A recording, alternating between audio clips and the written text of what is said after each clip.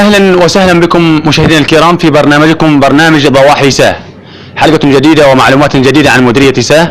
تابعونا. نتحدث حول نادي الريان الرياضي بمديرية ساه، حيث يعد نادي الريان من أبرز الأندية في وادي حضرموت.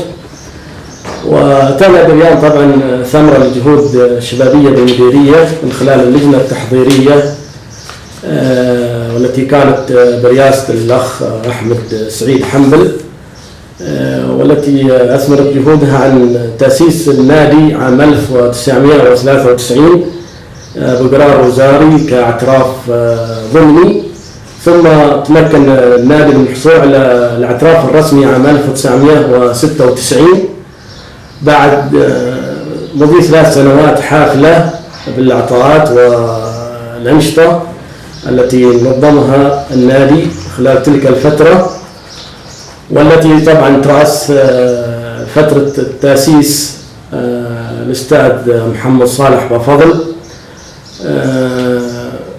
ثم طبعا تم تشكيل إدارة من قبل السلطة المحلية بعد الفترة التي قضاها الأستاذ محمد صالح بفضل، والتي طبعا جاءت بقرار من الأخ مدير المديرية، ثم ترأس النادي الأستاذ عبد الله سالم بن الشيخ أبو بكر.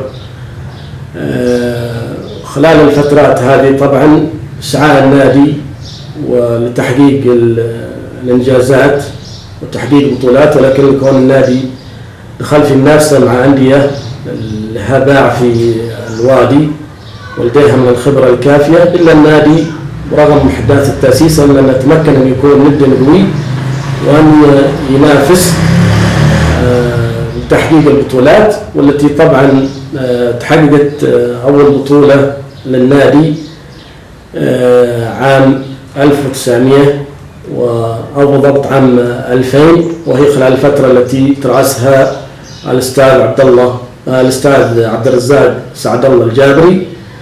طبعا الأستاذ عبد الرزاق استلم رئاسة النادي بعد فترة قضاها الأستاذ عبد الله سالم بن الشيخ أبو بكر. الفترة اللي طبعا ترأسها عبد الرزاق هي كانت انطلاقة النادي نحو البطولات، حيث تمكن عام 2000 نادي الريان من تحقيق أول بطولة لأندية وادي حضرموت، ونال من خلالها شرف تمثيل الوادي لأول مرة في مجمع أبطال المحافظات، إلا أن لم يكتب لها التوفيق بالصعود، إلا أن تلك المسيرة البطولات استمرت، فحقق النادي خلال تلك الفترة عدد من البطولات من بينها كأس 22 من مايو وكأس عيد الأضحى. واستمرت المحاولة للوصول للهدف التي سعت له جميع الإدارات، وهو الوصول إلى مصاف أندية الدرجة الثانية، وذلك تحقق طبعا خلال الفترة اللي ترأسها الأستاذ عبد الله إيماني الجابري، والله حاليا لا يزال رئيسا للنادي، حيث تمكن النادي عام 2007 من الصعود إلى مصاف أندية الدرجة الثانية، وتمكن البقاء من البقاء في تلك في تلك الدرجة لموسمين، ثم هبط ثم عاد لموسم واحد إلى الدرجة الثانية، وهذا يعتبر من أهم الإنجازات.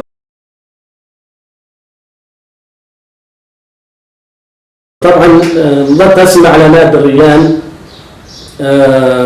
ونجوم كان لهم دور كبير على مستوى النادي وبرضه على مستوى الوادي. وطبعا لو بنذكر بالاسماء، طبعا الكابتن زكي أحمد بن وبر يعد من أبرز النجوم المديرية، وهو اللاعب الوحيد اللي قد حصل من مديرية ساه على القب رسمي، وذلك عام 2006 عام 2000 أو بالضبط عام 1996 عندما حقق جائزة أفضل لاعب على مستوى الوادي خلال استفتاء أجرته إذاعة سيون، وهذا اللقب يعد هو اللقب الوحيد اللي يحققه لاعب من مديرية ساه، كما أن هناك نجوم. أو نادي الريان استطاع أن يبرز مديرية ساه ونوصلها إلى كل محافظات الجمهورية من خلال الفترة اللي قضاها النادي في الدرجة الثانية. طبعا بعد الهبوط الأخير من الدرجة الثانية في ظل الأوضاع اللي عاشتها البلاد، فهناك تراجع كبير في مستوى أندية الوادي بشكل عام، ولا ما قلنا على مستوى الجمهورية، ولكن الظروف الحالية حالت دون أن يعود النادي إلى مصاف أندية الدرجة الثانية. والآن طبعا الفترة الحالية طبعا الكل يعرف الوضع اللي تعيش البلاد، وهناك شبه توقف تام للأنشطة الرياضية الرسمية، تحقيق بعض الإنجازات على مستوى الألعاب الأخرى، ومن بينها تحقيق النادي المركز الثاني في المسابقة الثقافية. وأيضا لا ننسى الدور اللي قدمه المتسابق في اختراق الضاحية الكابتن خالد عمار بن مسلم، الذي يمثل نادي الريان على مستوى الوادي، وأيضا يمثل الوادي على مستوى الجمهورية من خلال مضمار صنعاء عام 1999. أيضا هناك في بقية الألعاب لا توجد هناك إنجازات، ولكن هناك مشاركات سواء على مستوى تنس الطاولة ودراجات أو ألعاب القوى، لكنها طبعا الألعاب هذه لم تتمكن أنديتنا وبالذات نادي الريان من تحقيق الإنجازات لعدة ظروف، ومن أهمها وجود المكان المناسب لمزاولة مثل هذه الأنشطة. طبعا تدري تحت إطار نادي الريان ما يقارب حوالي 7 أفرق. كمان الريان أيضا لا يتعامل أيضا مع الفروق الأخرى، خاصة الفروق اللي هي موجودة مستقلة في المديرية لم تندرج تحت إطار نادي الريان أو تحت إطار نادي القادسية يتم التعامل معها. أما الفروق الرسمية اللي الآن تحت إطار نادي الريان طبعا عندنا فريق الشرطة بالصيقة والتضامن بالنويدرة والترجي بعنقورة والهلال المكاحة والأهلي بالخامرة والنصر بغير العمر والاتحاد براوك. قريبا هذه الفرق اللي هي رسميا تحت إطار نادي الريان.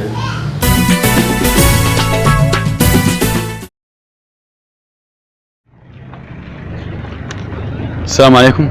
وعليكم السلام ورحمة الله. من برنامج ضواحي سا لدينا سؤال وعليه جائزة، نتعرف على الاسم الكريم أولا. سعيد مبارك الباطلي. السؤال وهو عبارة عن بيت شعري بداخله لغز. يقول الشاعر في البيت الشعري: بسألك من حاجة بغينا اسمها، إن جبتها بعطيك من عندي وسام، كل الخلائق لحمها عظمها، من دون حاجة لحمها تحت العظام. ما هذه الحاجة التي لحمها تحت العظام؟ والله ماشية الأغنام. إجابة أخرى. يعني كيف السؤال هو؟ كل الخلائق لحمها تحت عظمها إلا من دون حاجة لحمها تحت العظام. يعني والله ما أدري. شكرا للمشاركة.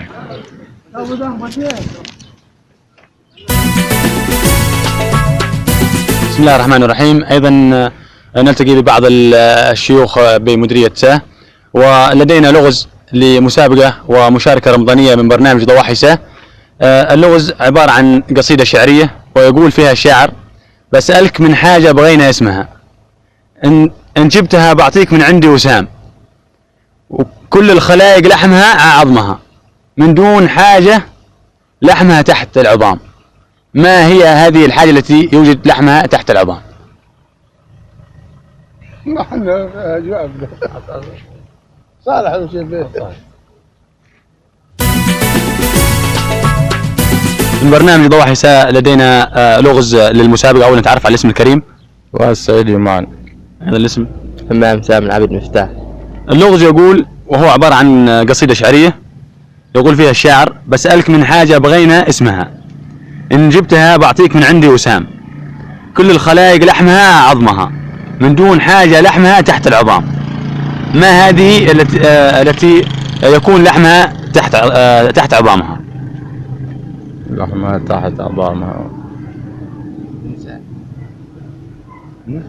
إنسان لحمه.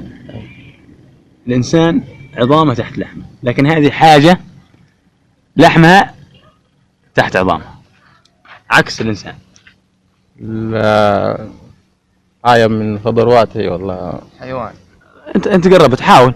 الحبهب. شكرا للمشاركة اخي، اجابة خاطئة. من برنامج ضواحسة لدينا احد المشاركين، اولا نتعرف على الاسم الكريم. عوض اسلام عوض بالنصر. معنا لك لغز للمسابقة، وهو عبارة عن بيت شعري وبداخله لغز. السؤال طبعا عليه جائزة، والشاعر يقول في البيت: بسألك من حاجة بغينا اسمها، إن جبتها بعطيك من عندي وسام، كل الخلايق لحمها عظمها، من دون حاجة لحمها تحت العظام. عد. كل الخلايق لحمها عظمها، من دون حاجة لحمها تحت العظام.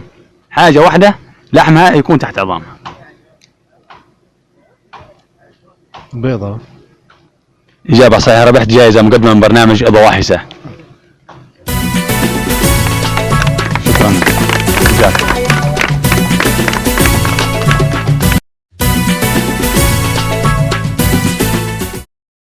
بسم الله الرحمن الرحيم. ضمن المشاركات ايضا في برنامج ضواحسة لدينا مشاركة من فريق محمد وفريق رشاد ايضا.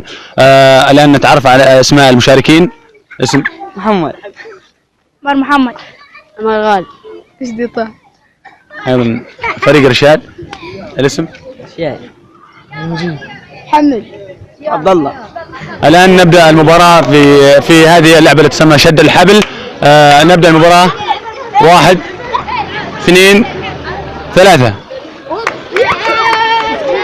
محاولات.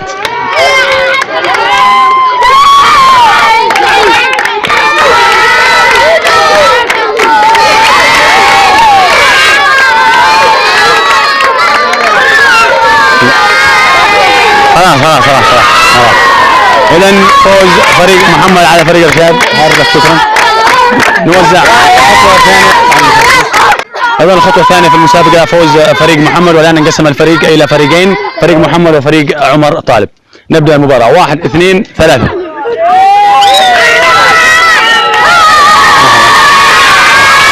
فوز فريق محمد.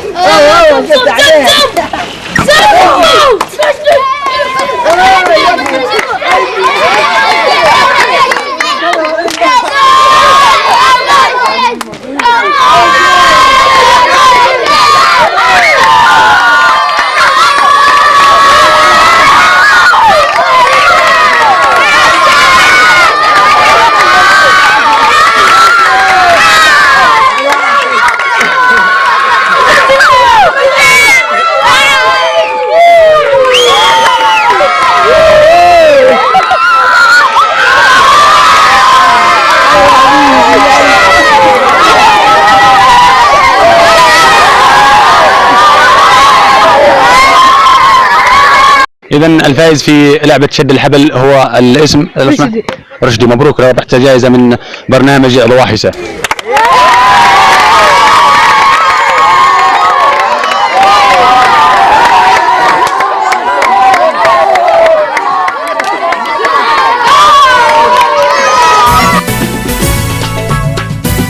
إذن مشاهدينا الكرام، إلى هنا نصل وإياكم إلى ختام حلقة اليوم من برنامج ضواحسة. شكرا لحسن المتابعة.